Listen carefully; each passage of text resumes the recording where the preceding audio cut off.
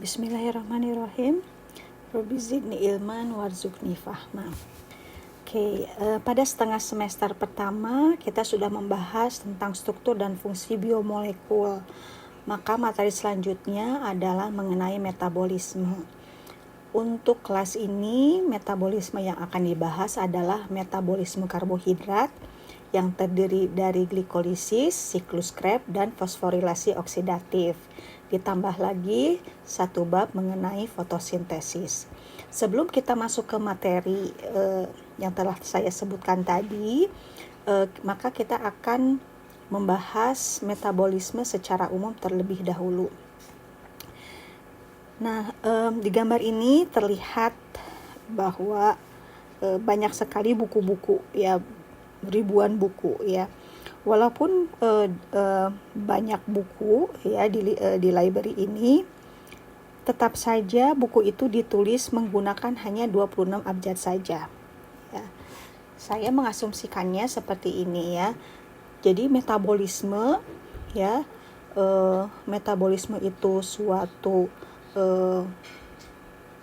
reaksi biokimia yang sangat kompleks dari suatu sel. Itu sebetulnya dikonstruksi dari motif-motif yang berulang. Kemudian jenis reaksi dan molekul-molekulnya juga terbatas, ya. Salah satu peran dari metabolisme adalah konversi dari energi lingkungan menjadi cellular energy currency atau ATP. Pada slide selanjutnya saya akan memberikan contoh penggunaan ATP yang sangat efisien. Di sini ada burung kolibri. Burung kolibri ini memiliki daya tahan yang sangat luar biasa. Jadi dia bisa menyimpan bahan bakar yang cukup untuk terbang melintasi Teluk Meksiko yang berjarak sekitar 500 mil tanpa istirahat. Nah, hal itu mungkin terjadi karena kemampuan burung kolibri untuk mengubah bahan bakar menjadi mata uang energi sel, yaitu ATP. Ya. Di slide selanjutnya saya akan menunjukkan struktur dari ATP. Struktur dari ATP itu terdiri dari adenin, ya, kemudian ribosa, jadi ini adenosin, kemudian ada gugus fosfat sebanyak 3, ya, jadi trifosfat. Ini adalah struktur dari adenosin fosfat. Nah, ini fosfat yang pertama disebut alfa, kemudian kedua beta, yang ketiga gamma, ya. Nah, bentuk aktif dari ATP itu biasanya merupakan kompleks ATP dengan logam seperti magnesium 2+ atau mangan 2+. Oke.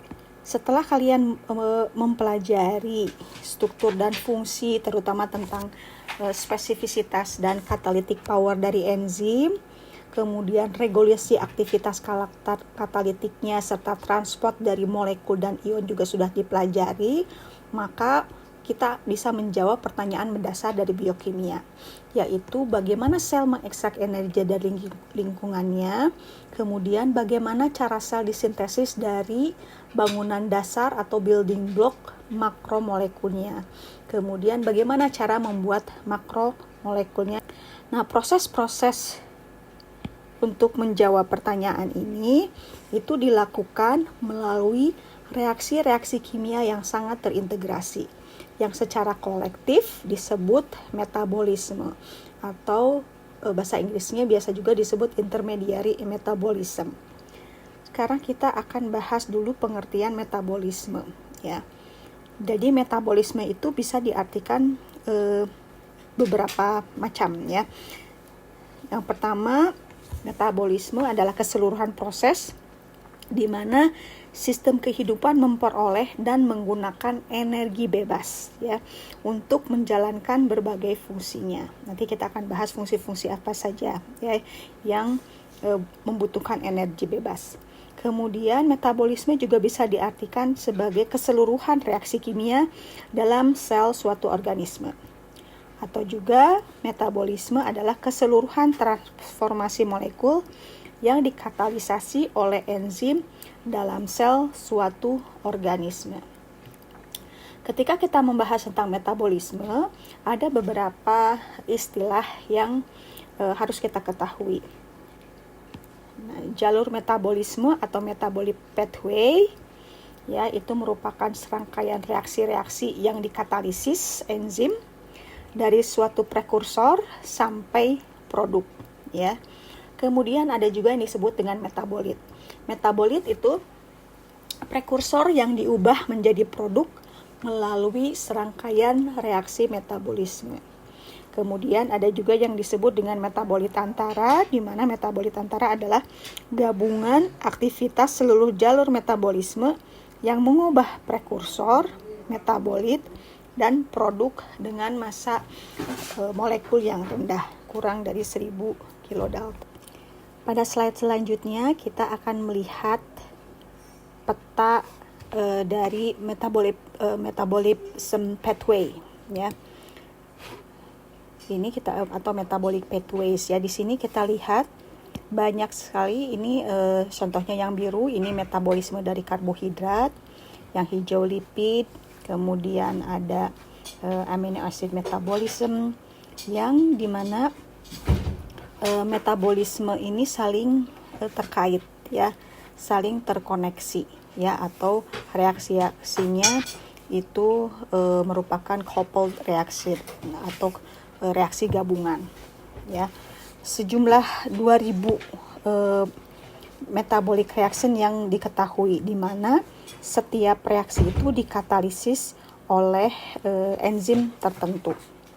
Secara sekilas, ya, kalau kita melihat peta metabolic pathways ini sangat luar biasa gitu, ya, pada pandangan pertama.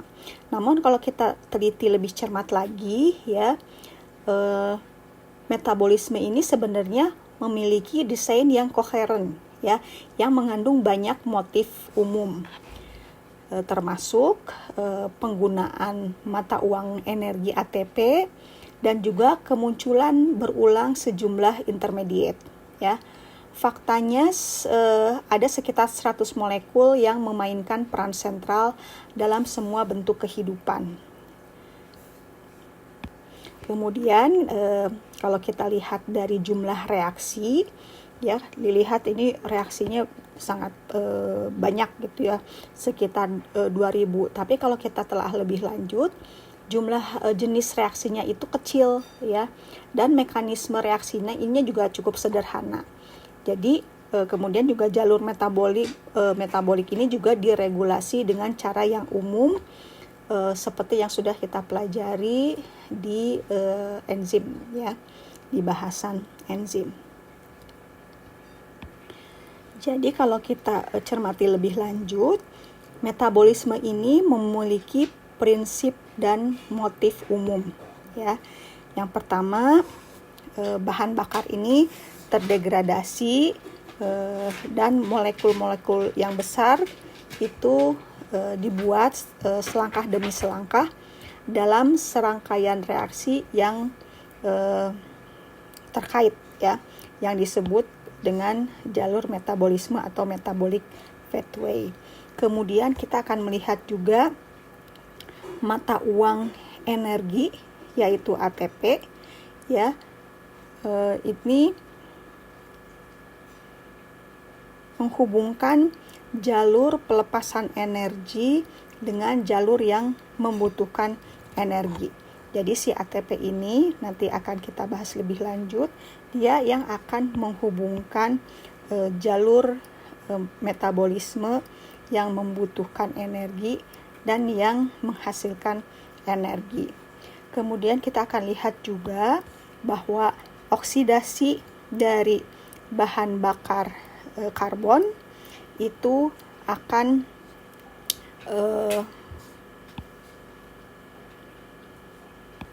menjalankan pembentukan dari ATP, ya. Kemudian meskipun ada banyak jalur metabolisme, jenis reaksi dan zat antara tertentu jumlahnya terbatas, ya. Kemudian yang terakhir, jalur metabolisme itu sangat terregulasi. Nah, pada materi kali ini cakupan bahasan yang akan saya paparkan itu ada 4 macam ya. Kita akan melihat bahwa metabolisme itu terdiri dari banyak gabungan reaksi yang terinterkoneksi. Kemudian kita akan melihat bahwa ATP itu adalah mata uang energi bebas dalam sistem biologi. Yang selanjutnya kita akan bahas juga oksidasi dari bahan bakar karbon merupakan sumber penting untuk energi di dalam sel. Kemudian kita akan lihat juga bahwa jalur metabolisme ini terdiri dari banyak motif yang berulang.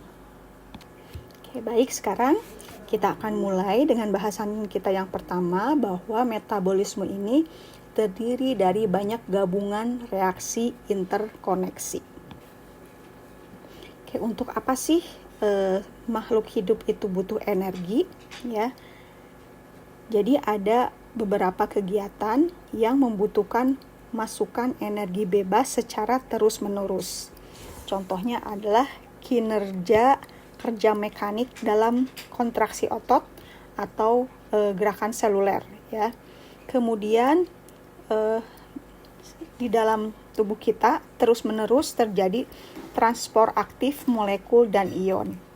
Selain itu juga sintesis makromolekul dan biomolekul lainnya dari prekursor sederhana juga dilaksanakan di dalam sel kita secara terus-menerus. Oleh karena itu kita membutuhkan energi ya. Energinya dari mana? Ya.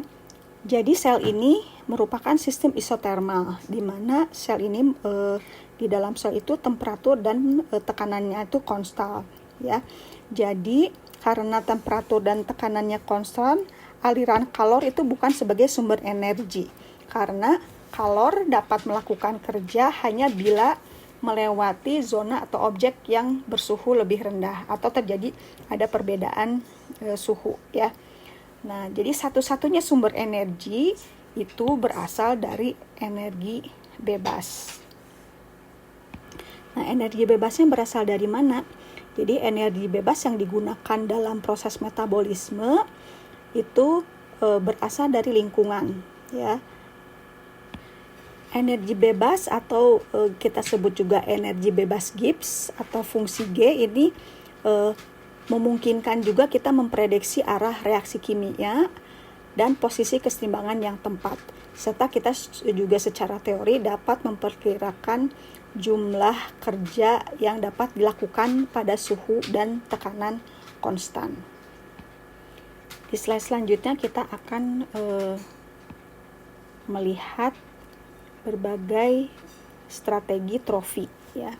Tadi sudah dijelaskan bahwa energi bebas itu diambil dari lingkungan ya.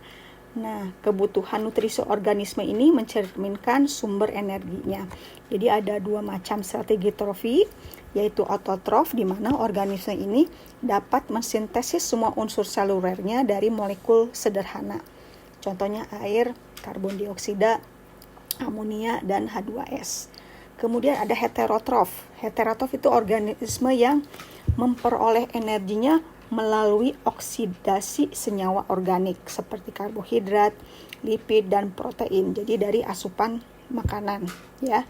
Nah, sel heterotrof ini memperoleh energi bebas dari molekul nutrien, sementara sel fotosintesis dari serapan radiasi sinar matahari.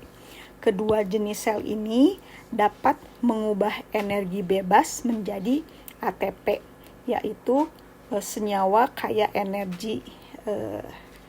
Dan selain ATP juga ada senyawa kaya energi lain untuk kerja biologi. Kemungkinan sumber energi untuk autotrof itu ada 2 macam, ada chemolitotrof di mana organisme ini memperoleh energinya melalui oksidasi senyawa anorganik. Ada juga fotoautotrof yang memperoleh energi dari cahaya melalui fotosintesis.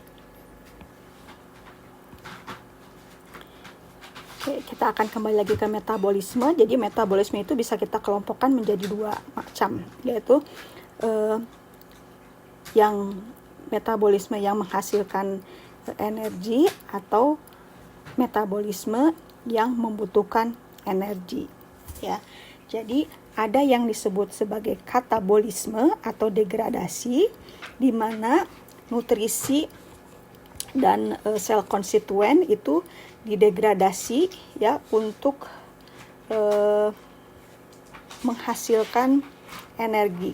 Nah, reaksi ini merupakan reaksi yang eksergonik, yaitu delta H-nya itu negatif, ya. Kemudian ada yang disebut anabolisme atau biosintesis, di mana biomolekul itu disintesis dari komponen-komponen yang lebih sederhana. Metabolisme ini biasanya membutuhkan energi atau endogonik. Di slide ini lebih jelas terlihat, ya, perbedaan antara katabolisme dan anabolisme. Katabolisme itu dari energi containing nutrients seperti karbohidrat, lemak, protein itu didegradasi menjadi end product yang energinya itu sudah tidak ada lagi, ya. Nah, di sini makanya nanti kita lihat juga, ya, dalam proses katabolisme itu dibutuhkan elektron carrier, ya, dan juga akan menghasilkan karier yang memiliki energi tinggi, ya. Nah, kemudian ada juga anabolisme, di mana dari molekul yang sederhana itu melakukan biosintesis menjadi makromolekul, ya. Beberapa pathways itu bisa anabolik atau katabolik, tergantung dari kondisi energi di dalam sel.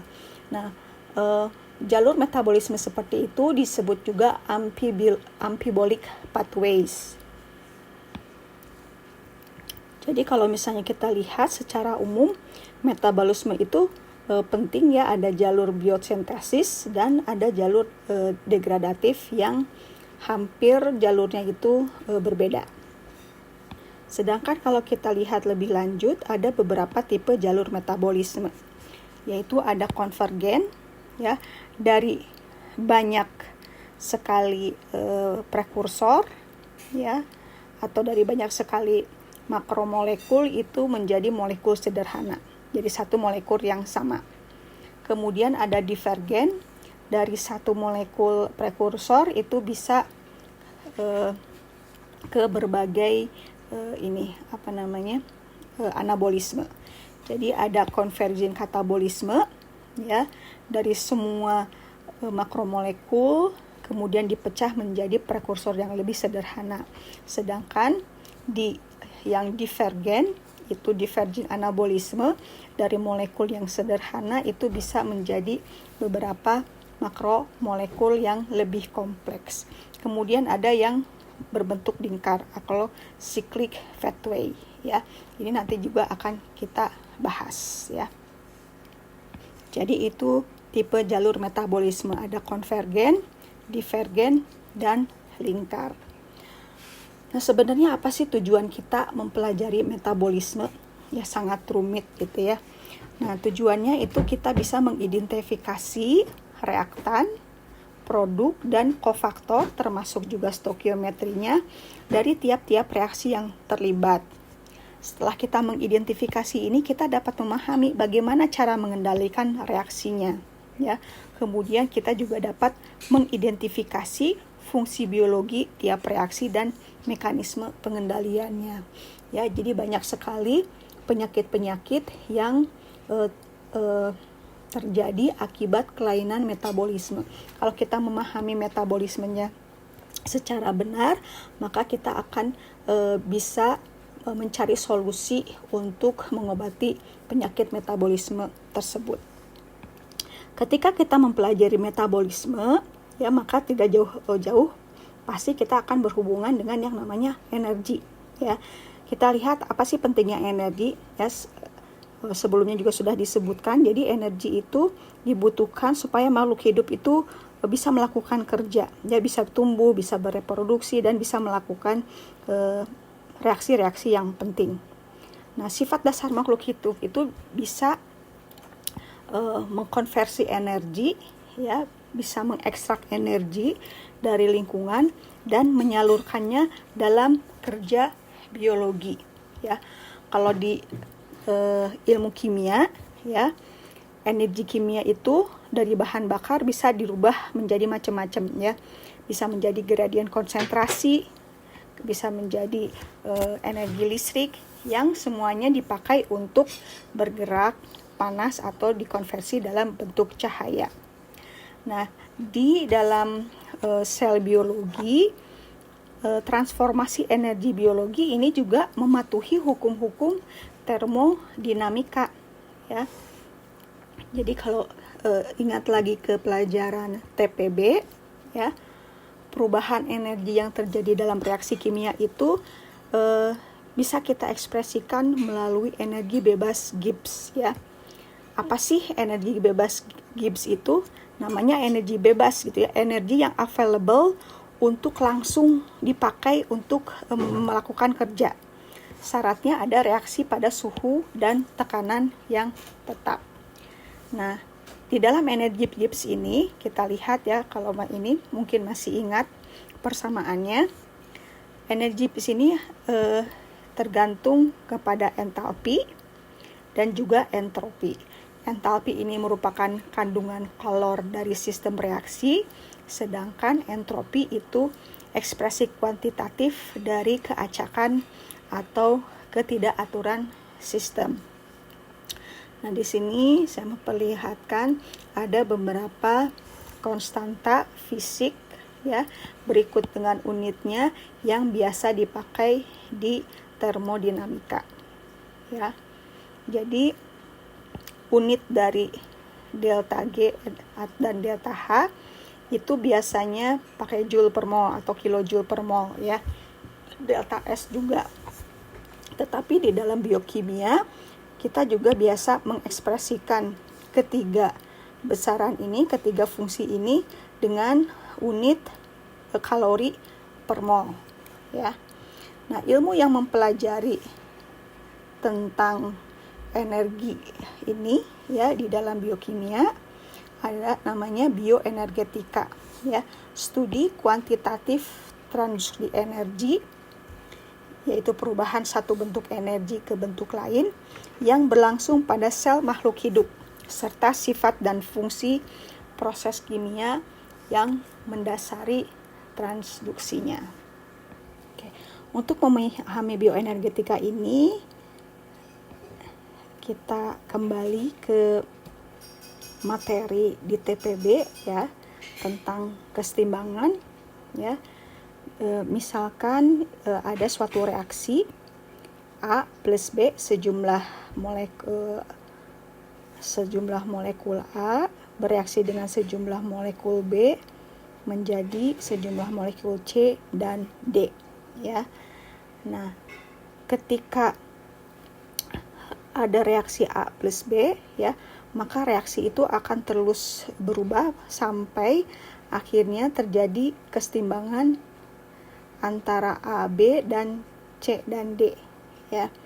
Jadi komposisi sistem reaksi, yaitu campuran reaktan dan produk kimia, itu cenderung berubah sampai kesetimbangan tercapai, ya. Nah, pada kesetimbangan konsentrasi reaktan, laju reaksi maju dan mundur itu sama persis, ya. Tidak ada perubahan yang lebih lanjut di dalam sistem, ya. Nah, konsentrasi dari produk, ya, dan reaktan, ya, molar konsentrasinya ini menentukan tetapan kesetimbangan dalam tetapan kesetimbangan, ya. Jadi ini diingat-ingat lagi, ya, materi kesetimbangan, ya. Kalau ada A plus B menjadi C plus D, reaksi akan berlangsung sampai ada tercapainya kesetimbangan, di mana laju reaksi ke arah kanan itu sama dengan reaksi ke arah kiri. Ya, jadi tidak ada perubahan konsentrasi reaktan dan produk yang berarti. Dan ketetapan kesetimbangannya itu tergantung dari konsentrasi molar dari produk dan reaktan. Nah, ketika reaksi tidak ada dalam keadaan kesetimbang, reaksi itu cenderung bergerak ke arah kesetimbangan. Nah, dan ini akan menghasilkan driving force berupa energi bebas, ya. Dalam keadaan standar itu suhu 25 derajat Celcius, kemudian konsentrasi awal reaksinya itu 1 molar, ya, dan tekanan gasnya 1 atm, ya. Nah, sebenarnya perubahan energi bebas standar ini, ya, dari suatu reaksi kimia ini sebenarnya alternatif matematika, ya, alternatif jalur matematika untuk mengekspresikan K, ya. Jadi K ini dapat juga kita ekspresikan dengan energi bebas standar. Tapi pada kenyataannya kalau di dalam sel itu suhunya nggak 25 derajat Celcius, ya, dan konsentrasi produk dan reaktannya juga tidak 1 molar, ya.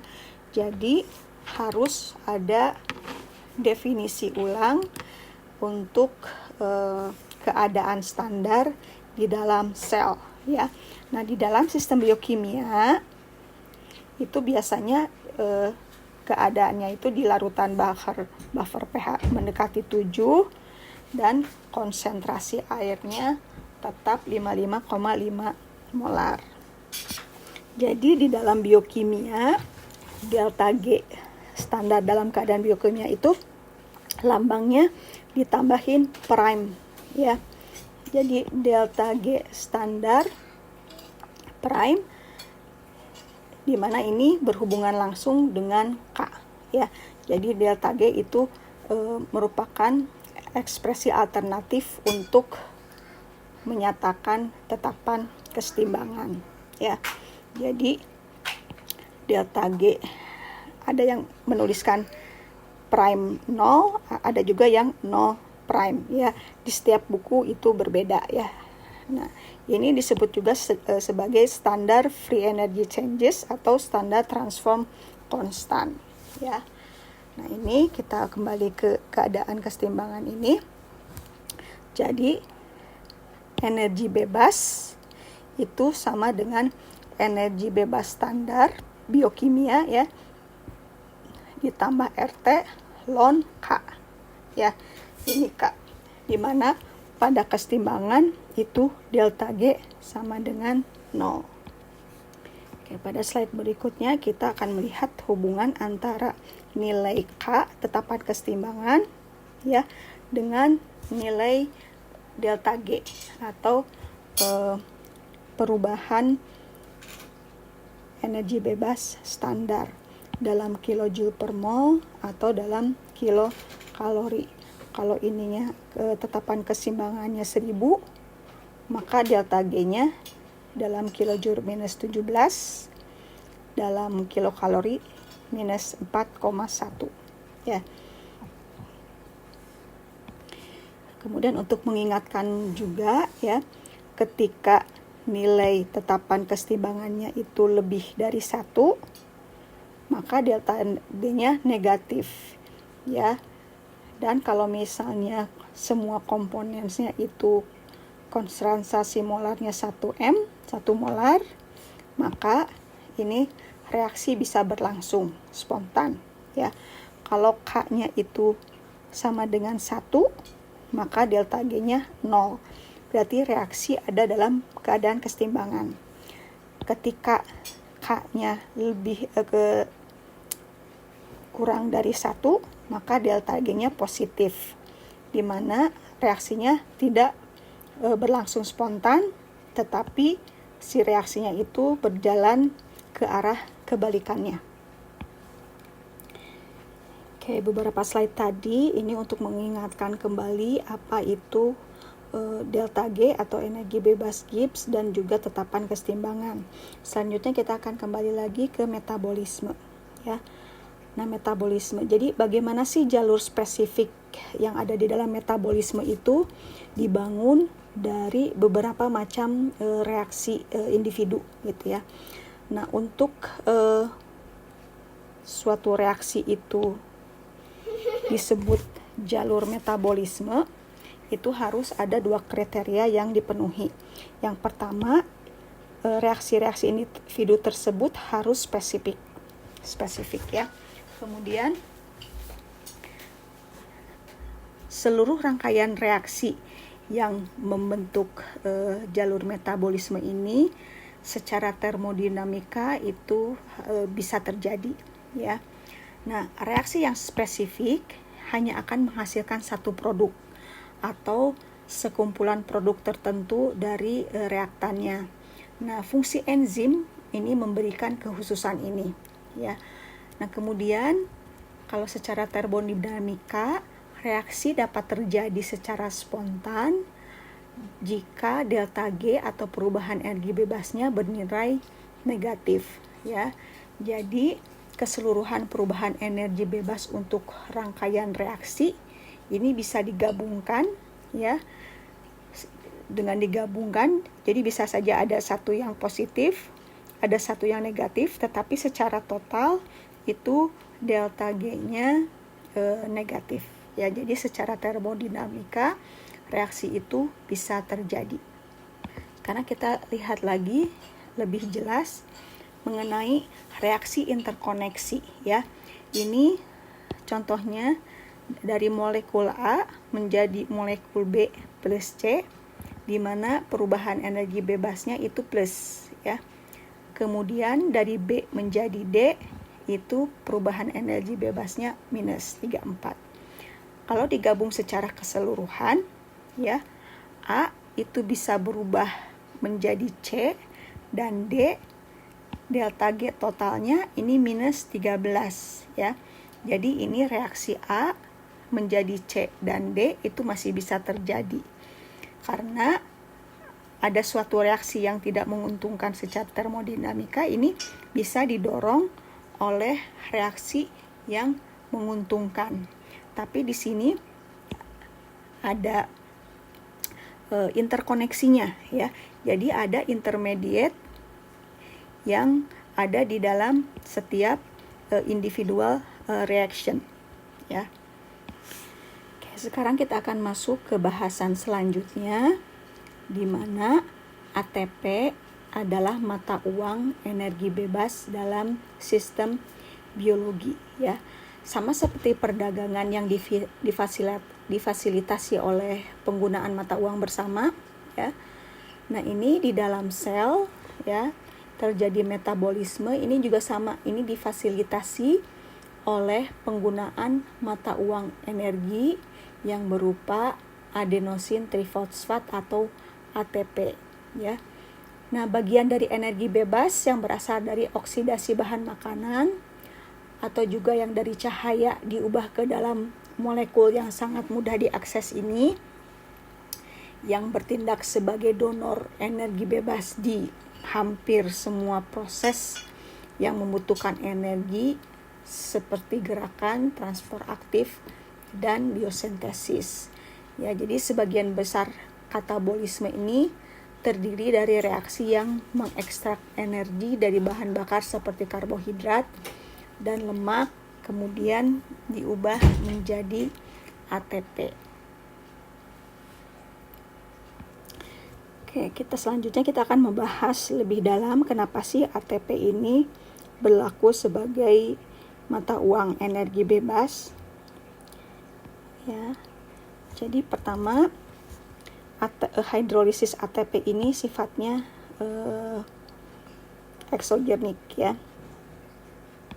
Oke, dalam mempertimbangkan peran ATP sebagai pembawa energi, kita bisa fokus ke bagian trifosfatnya, ya. Nah, molekul ATP ini kaya energi karena si unit trifosfatnya ini mengandung 2 ikatan fosfoanhidrida. Sebagian besar dari energi bebas itu dibebaskan ketika ATP dihidrolisis menjadi ADP, adenosin difosfat, dan ortofosfat. Ya, ini delta G-nya minus 30,5 kJ. Kemudian ketika ATP dihidrolisis menjadi adenosin monofosfat ditambah pirofosfat, ini juga menghasilkan energi negatif, ya, energi bebasnya. Nah, energi bebas yang dilepaskan dari hidrolisis ATP ini bisa dimanfaatkan untuk mendorong reaksi yang memerlukan energi bebas, misalnya kontraksi otot, ya. Sebaliknya ATP juga, ya, ke arah reaksi kiri itu dibentuk dari ADP dan ortofosfat saat molekul bahan bakar dioksidasi, ya, pada organisme ototrof atau pada saat cahaya terperangkap pada organisme fototrof. Di slide selanjutnya saya akan memperlihatkan struktur ATP, ADP, dan AMP. Semuanya sama, ya, ada adenosin, ya, ada adenin terikat pada gula ribosa jadi adenosin, kemudian ada trifosfat, fosfatnya 3, ini difosfat, fosfatnya 2, dan monofosfat, fosfatnya 1, ya. Nah, selain ATP, ADP, dan AMP, ada juga beberapa reaksi biosintetik yang didorong oleh hidrolisis nukleosida trifosfat yang analog dengan ATP, ya. Contohnya GTP, guanosin trifosfat, atau UTP, uridin trifosfat, atau CTP, sitidin trifosfat, ya. Bentuk difosfat dari nukleotida ini dilambangkan ada GDP, UDP, dan CDP. Dan bentuk monofosfatnya ada GMP, UMP, dan CMP. Nah, enzim yang mengkatalisis transfer gugus fosforil terminal dari satu nukleotida ke nukleotida lainnya itu enzim, yaitu enzim contohnya kinase, ya. Fosforilysis nukleosida monofosfat itu dikatalisis oleh nukleosida famili monofosfat kinase. Kemudian fosforilasi nukleosida difosfat itu dikatalisis oleh nukleosida difosfat kinase. Tetapi walaupun tadi, ya, sudah disebutkan banyak, ya, ada beberapa nukleotida trifosfat yang ekuivalen secara energetik, tapi ATP ini merupakan pembawa energi seluler yang utama, ya. Selain itu ada 2 pembawa elektron penting, nanti ini kita akan bahas, ya. Ada NAD+, ada FAD, ya, yang merupakan turunan dari ATP. Jadi peran ATP dalam metabolisme energi ini adalah yang terpenting. Nanti kita akan bahas kenapa, ya. Ya, tadi di depan kita sudah membahas, ya, bagaimana suatu reaksi yang tidak favorable, ya, secara termodinamika itu ketika dikouple dengan reaksi yang lain yang delta G-nya itu negatif, itu bisa mendorong metabolisme tadi atau reaksi tadi ke arah yang favorable, ya. Nah, ini contohnya kita lihat dari hidrolisis ATP, ya. Contohnya ketika konversi A ke B, delta G-nya positif, ya. Positif 4 kilokalori, ya. Sehingga kalau kita hitung tetapan kesetimbangannya itu 1,15 kali 10 pangkat min 3. Jadi konversi A ke B itu tidak dapat terjadi ketika rasio molar B terhadap A itu sama dengan atau lebih besar dari tetapan kesetimbangannya. Tetapi ketika reaksi A dan B ini dicouple ya dengan hidrolisis ATP, di mana hidrolisis ATP ini delta G-nya sebesar min 7,3 kilokalori per mol. Jadi reaksi keseluruhan yang baru A ditambah hidrolisis ATP, itu ATP tambah air ya, hidrolisis menjadi B ditambah ini ADP ya, ADP tambah ortofosfat, itu delta G standarnya min 3,3 kilokalori dengan tetapan kesetimbangan sebesar 2,67 kali 10 pangkat 2. Jadi dengan menggabungkan hidrolisis ATP dengan konversi A menjadi B dalam kondisi standar, ini telah merubah rasio kesetimbangan ya dari tadi min 3 menjadi 2, 10 pangkat 2, itu faktornya sekitar 10 pangkat 5. Dari contoh reaksi ini kita melihat esensi termodinamika dari aksi ATP sebagai energy coupling agent ya.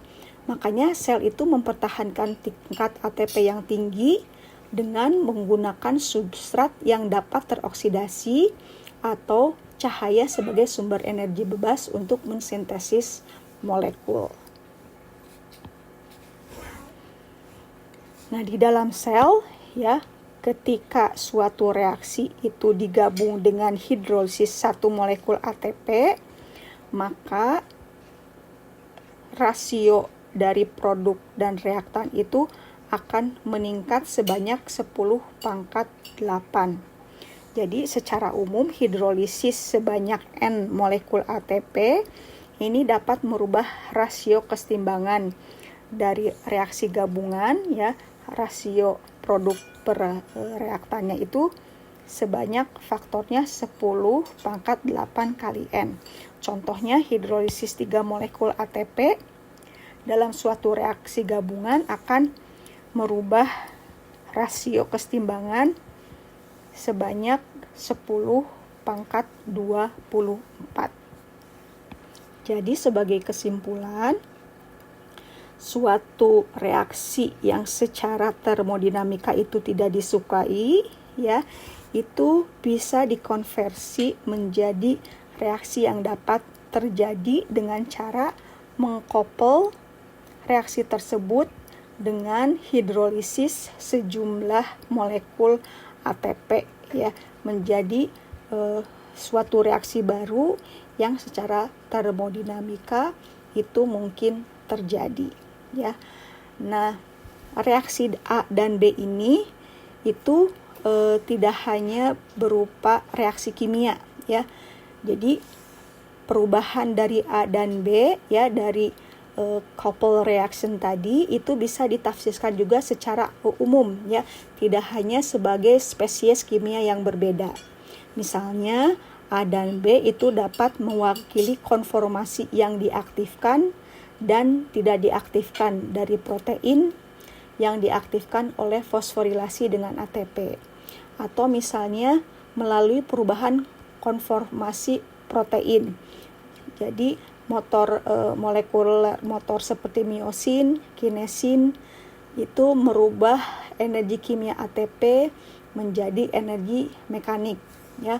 Atau bisa juga alternatifnya A dan B itu merujuk pada konsentrasi ion atau molekul di luar dan di dalam sel. Yang ini seperti yang terjadi dalam transport aktif nutrisi atau transport aktif natrium dan kalium ya, yang melintasi membran di mana didorong oleh sistem pompa natrium kalium ya.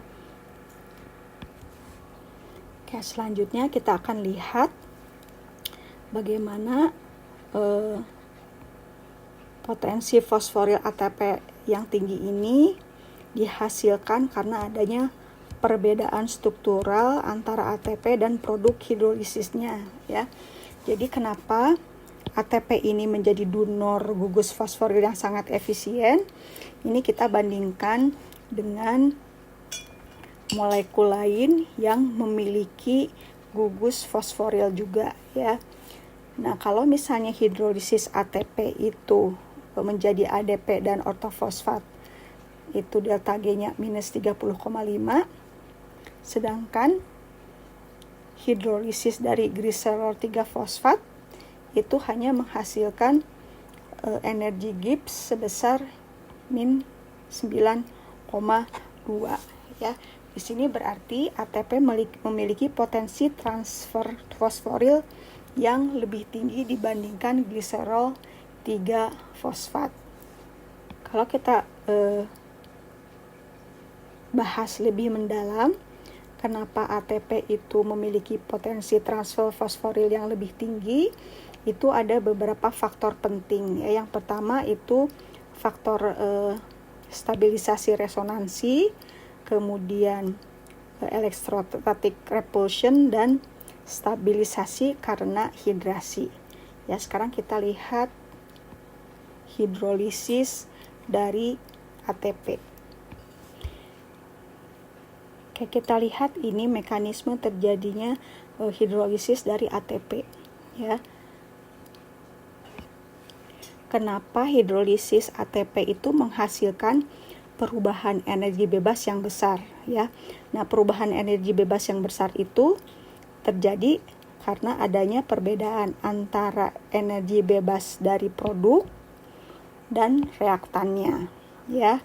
Nah, di sini pada tahap pertama ya, hidrolisis dari ATP ini menghasilkan pemisahan muatan yang dihasilkan dari hidrolisis ini akan mengurangi tolakan elektrostatik di antara 4 muatan negatif yang ada di ATP ya. Jadi ini pada reaktan ini ada 4 muatan negatif ya. Ini tentu saja tolakan elektrostatisnya besar, kemudian ke produk itu menjadi lebih sedikit ya. Jadi itu tentu saja perubahan energi bebasnya akan besar ya. Yang tadinya ini tolakan elektrostatiknya besar menjadi berkurang.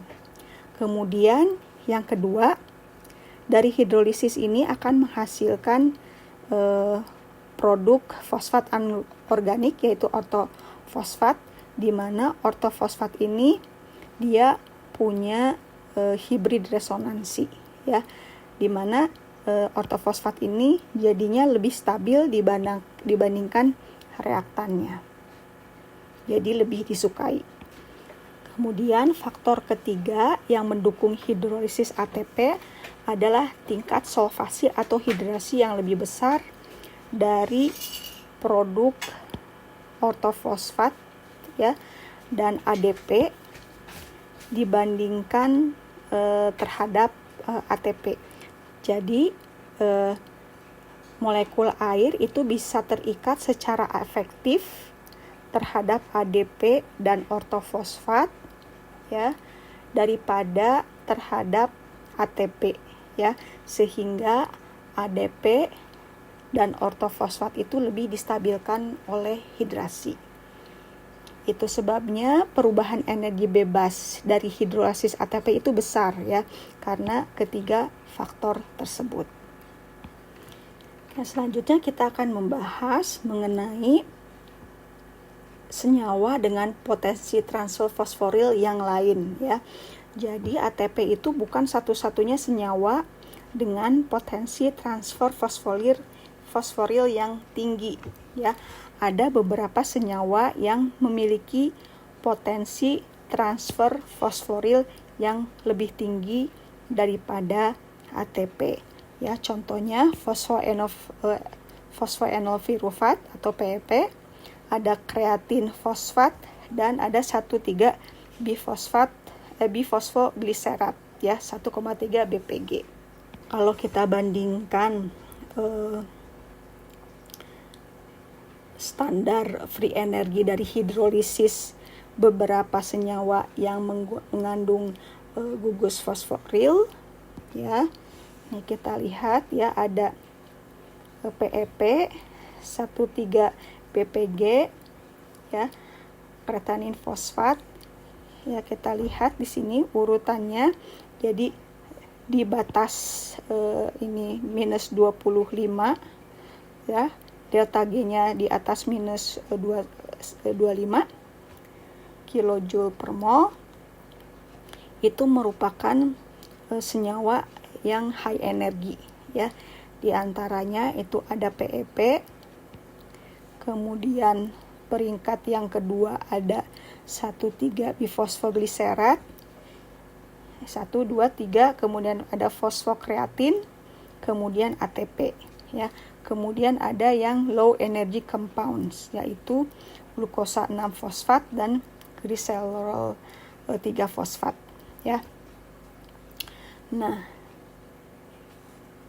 kalau kita lihat di sini, PEP ini bisa mentransfer fosforil grupnya kepada ADP ya, kepada ADP untuk membentuk ATP. Jadi memang transfer dari gugus fosfat ini merupakan salah satu cara untuk produksi ATP ya. Nah, kemudian kita lihat dibandingkan hidrolisis dari senyawa-senyawa yang terfosforilasi, ATP itu ada di pertengahan. Jadi dia merupakan intermediate, dia bisa ke atas gitu ya, bisa sebagai karier untuk katabolisme, bisa buat anabolisme dia bisa juga ya. Jadi ATP ini penghubung kimia antara katabolisme dan anabolisme ya. Hidrolisis ATP langsung ini merupakan sumber energi pada beberapa proses yang digerakkan oleh perubahan konformasi. Contohnya proses fosforilasi, pirofosforilasi atau adenilasi ya, seperti yang sudah dijelaskan sebelumnya. Selanjutnya kita akan melihat contoh penggunaan beberapa molekul yang mengandung fosfor ya sebagai sumber energi ya. Di sini ada grafik penggunaan ATP ketika sedang berolahraga ya. Pada saat otot rileks itu ATP-nya ada sekitar 4 milimolar, ADP-nya sangat kecil, kemudian ada kreatin fosfat 25 milimolar besar, dan ada kreatin 13 milimolar. Jadi pada saat menit yang pertama ya, jumlah ATP dalam otot itu cukup untuk mempertahankan aktivitas kontraktil yang kurang dari 1 detik gitu ya reaksinya. Nah, kreatin fosfat dalam otot vertebrata ini berfungsi sebagai reservoir gugus fosforil yang berpotensi tinggi yang dapat dengan mudah ditransfer ke ADP ya. Jadi memang kita akan menggunakan kreatin fosfat untuk meregenerasi ATP dari ADP setiap kali kita berolahraga dengan keras gitu ya. Nah, reaksi ini dikatalisis oleh kreatin kinase. Jadi ketika kita berolahraga pada detik-detik pertama ya, pada detik-detik pertama olahraga ini energinya dihasilkan dari ATP yang sudah ada ya, dan kreatinin fosfat. Setelahnya ATP itu harus diregenerasi dari metabolic pathway ya. Bisa ada anaerobik ya, ada aerobik metabolisme. Memang kalau kita lihat di sini ya, kreatin fosfat itu sumber utama gus-gus fosforil untuk regenerasi ATP ya. Bagi pelari selama 4 detik pertama lari cepat 100 meter itu kreatin fosfat itu bisa mentransfer gugus fosfornya ke ADP untuk menjadi ATP, ya. Nah, kreatin fosfat ini dapat mengisi kembali ATP, ya. Jadi atas dasar itu